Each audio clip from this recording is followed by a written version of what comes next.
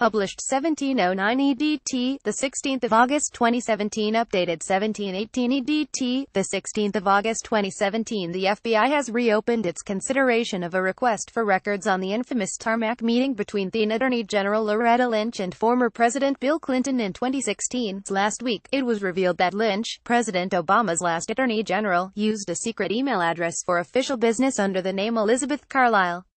Lynch used the account to discuss her notorious meeting with Clinton while his wife's own email scandal was being investigated by the FBI. On Wednesday, the American Center for Law and Justice (ACLJ) announced that they received a letter from the FBI bureaucracy informing us that it has reopened our Freedom of Information Act FOIA request between Lynch and Clinton. Scroll down for video. The FBI has reopened its consideration of a request for records on the infamous tarmac meeting between then Attorney General Loretta Lynch, left in November 2016, and former President Bill Clinton, right in July in 2016. Stepping into a crisis, Lynch's decision to let Bill Clinton meet her on her own government jet battered her reputation and led to a secret email account being revealed. One email that was released to the ACLJ showed staffers appearing to panic after they got whiff of the meeting between the pair. This email shows staffers preparing to discuss the meeting between Clinton and Lynch after a press conference in Phoenix. The transcript above shows that the fourth question asked to Lynch dealt with her meeting with Clinton.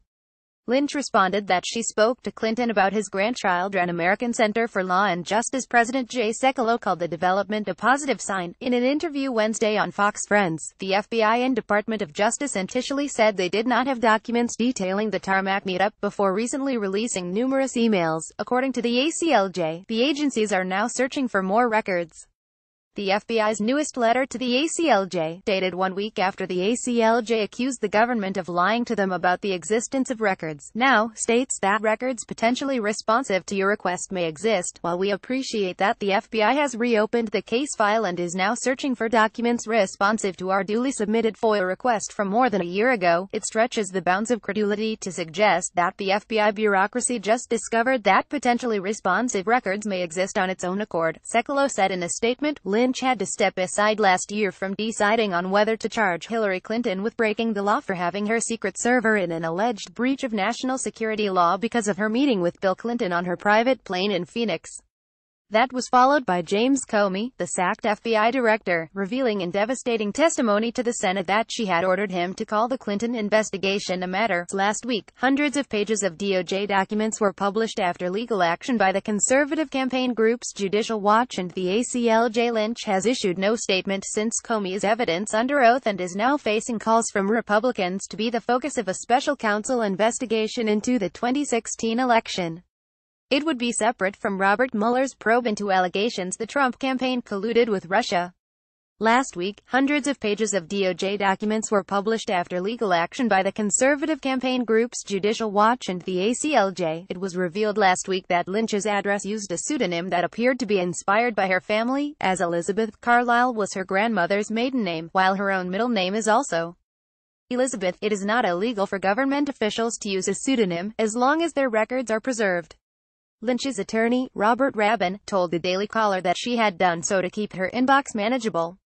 That address was and is known to the individuals who process Freedom of Information Act requests. The practice, similar to using initials or numbers in an email, helps guard against security risks and prevent inundation of mailboxes, he said. Her predecessor Eric Holder had 3 email addresses. The most notorious was Lou Alcindor, the birth name of basketball great Kareem Abdul-Jabbar, while before that he had gone under the names Henry Yearwood, apparently a combination of family members' names, and David Kendricks, from 2 members of the Four Tops. Lynch was involved in a series of exchanges under her secret name, but it was clear that those who were involved in the emails knew who Elizabeth Carlisle was. The content of the Lynch emails show how her officials panicked about the revelation of the meeting with Bill Clinton at the end of June 2016. Her head of public affairs, Melanie Newman, repeatedly asked to speak by phone with reporters asking questions about the meeting, which means it is impossible to know what she said to them. One NPR reporter told her it was a bad perception problem, while when she was asked whether Lynch was guaranteeing she would accept whatever recommendation was made by her staff on prosecuting Clinton, Newman wanted to deal with the question by phone. Lynch recused herself eventually in a firestorm of criticism, and days later, in July, Comey cleared Clinton. The documents also revealed how the DOJ tried to provide talking points to the FBI on the meeting, and called in a former assistant attorney general who Judicial Watch said is a friend of John Podesta, who was Clinton's chief of staff. The content of the Lynch emails show how her officials panicked about the revelation of the meeting with Bill Clinton at the end of June 2016. Lynch, pictured in January 2017, recused herself eventually in a firestorm of criticism, and days later, in July, Comey cleared Clinton. Newman also wrote talking points for Lynch herself before she was asked about the meeting. Many of the documents were heavily blacked out despite being issued under the Freedom of Information Act. Page after page of blacked-out copy covers the talking points being edited and even their final version. One official told her colleagues there are a lot of angry people, then used a sad face emoji, and the attempts by her team to influence the media are also spelled out.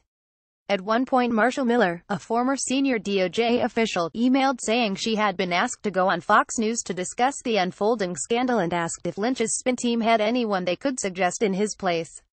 And the FBI asked for guidance on what it could say about a report that agents guarding Lynch had ordered no photos on the tarmac. Such an order would be in breach of the First Amendment, and it is unclear why the FBI would need guidance on what to say about it if its agents had been acting lawfully. Newman again avoided having any response recorded on email by saying to an official, "Can someone call me?"